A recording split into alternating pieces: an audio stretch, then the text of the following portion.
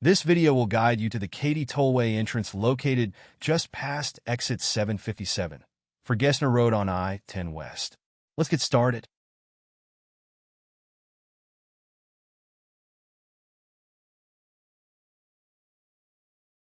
As you drive westbound on I-10, watch for exit 757, marked for Gessner Road.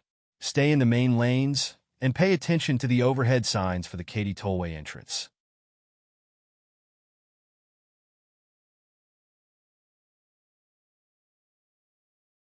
The entrance is located just past the Gessner Road exit. When safe, merge into the leftmost lane, as this lane leads directly to the Katy Tollway.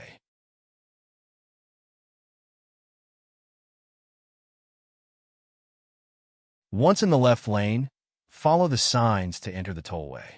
Be sure to have a valid toll tag, such as an Easy Tag or TX tag, for electronic toll collection. Keep in mind that HOV access is allowed only during designated hours.